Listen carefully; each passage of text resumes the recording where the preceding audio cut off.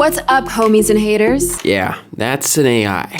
Over the last year, AI has really started to take over the YouTube space, but with tons of controversy like racist tirades leading to bans of an AI-based streamer, you have to ask yourself, what on earth are we doing to ourselves? Okay, here's where I'm at. I've heard a lot about these AI-powered influencers, but I have to kind of learn about them and know how we got here before I can form my opinion on whether it's good or bad. So let's take this back a minute. YouTube's beginnings were pretty simple. And then people started vlogging their lives. But after that, creators like Casey Neistat started reinventing what it meant to be a YouTuber. Gaming got popular then too. And then big challenges like Mr. Beast became the name of the game. And the videos got bigger and more creative. And now there's people like me who just kind of feel lost. Open up Twitter and people will tell you the keys to growing your YouTube channel. It's retention editing. Cut out the laughter. No, it's thumbnails. You have to get the click. No, it's storytelling. No, it's concepts. No, it's community. And in the background, people decided it was time for a solution. But what was that solution and how did it get so popular? So I figured what better way to do this than with a presentation. So AI creators started with VTubers, which originated in Japan and other Japanese communities in the early 2010s. Basically, VTuber tech takes your webcam and makes your movements happen on the character that you've chosen, sort of like real life 3D mapping. Hey, Ben from the future here. Let's give it a try real quick and see how it really works. The process was easier than I thought it would be. All I had to do was import a selfie and it auto-created my avatar. Dang, that's VTuber Ben right there. I mean, I'm satisfied with that. That's pretty sick. From there, I had to calibrate the avatar to my face, and then I was just able to import it to my streaming software. I don't know why he looks so concerned, but it seemingly works, so that's kind of cool. It's not the most accurate thing in the world, but it's not terrible either. Just that when I stop talking, I apparently look really sad. Look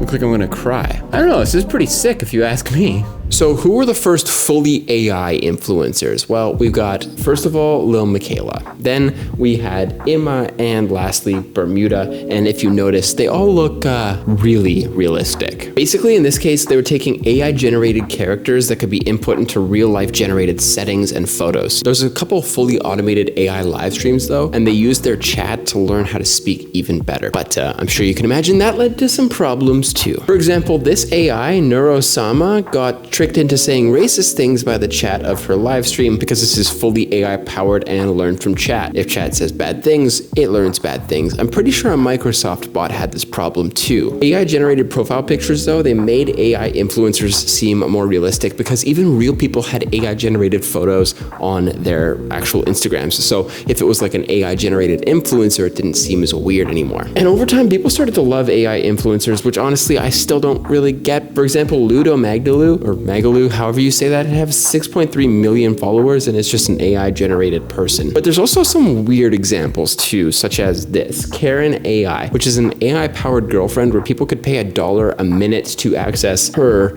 live chatting and pretending that that was their girlfriend. A little weird.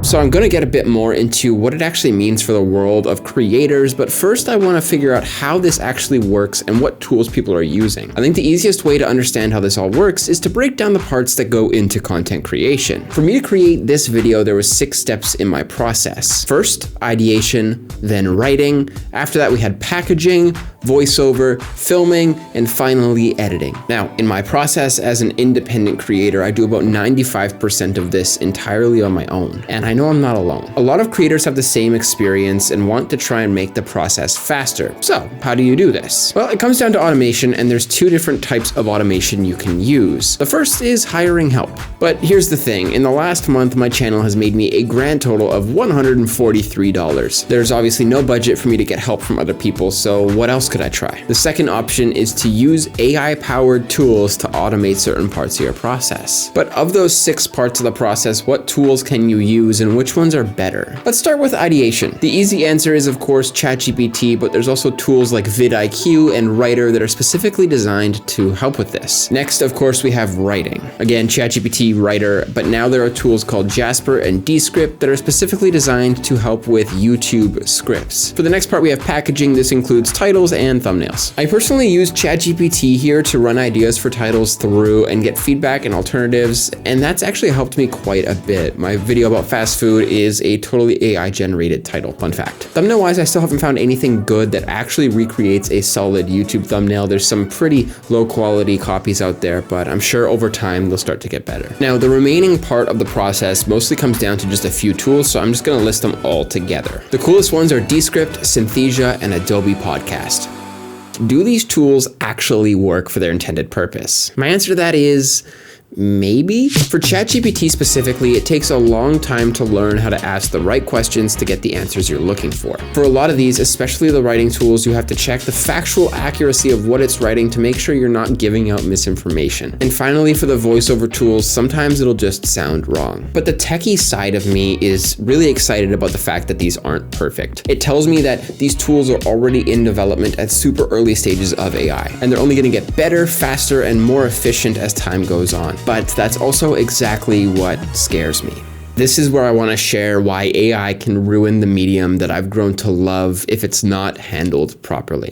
Yeah, I'm in a forest because this is where a computer can't get me. Anyways, I want to share a bit about both sides of what I feel right now and what it means for the future of AI. Let's start with this. There are some parts of the creative process that truly suck. There are tons of times where I'm in the middle of an edit and my brain just can't process what to do next. But maybe that's the best part of the process. To both directly and indirectly quote Van Neistat, the best creativity comes from the worst parts of the process. If you skip the shitty parts, then you're not going to have the character transformation and growth that's going to allow you to make the best art. And AI removes the hard parts and just makes it easy, so how much growth are you really going to have? Now, on the flip side of that, there's an immense amount of sacrifice that you make by putting yourself out on the internet like this. If I put out a video and people genuinely disagree with what I'm saying, I may run into people in the public who recognize me and dislike me for the opinion that I shared online. So AI tools that allow you to have a unique avatar, even like VTuber, are super valuable for people who value their privacy. I don't see anything wrong with protecting that. Next, there's also business owners who have used content creation as a way to market their business and develop a relationship with their client. As someone who creates content, I don't necessarily think this is the most creative work out there, but it has helped to legitimize the career that I love so much as a career. Think Gary Vee, Alex Hormozi, and those types of people. But the important thing to recognize is that that's not their main job. They don't have the time to be spending editing and writing a ton of scripts. Business fascinates me, but I'm not a business person. I resonate with a lot of business people, sure, but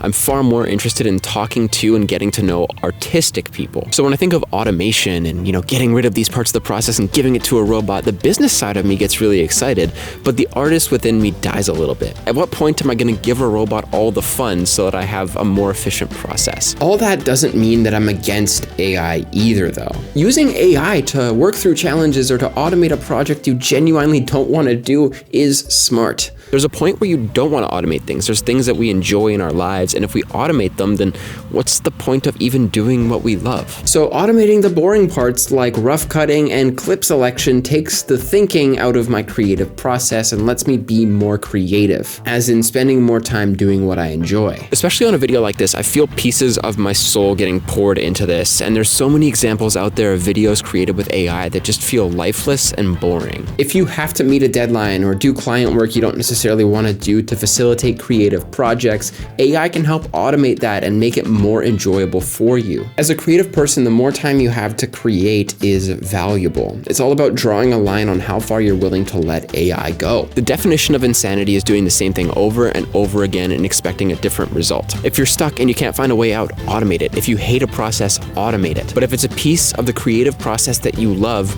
keep it and hold on to it for dear life. Automate insanity, promote creativity. That's the saying that I like to keep in my head. I want to leave you with a question. What does creativity mean to you? If you enjoyed that video, be sure to subscribe down below. I have a ton of other videos like this coming very soon. And when you're done that, check out this video I made about how Kanye West ruined his own career. Yeah, I came out to a forest for this. It's actually not a forest. There's like a million cars there, including a motorcycle driving by right now, but these are the efforts I go to show AI who's boss. Remember that.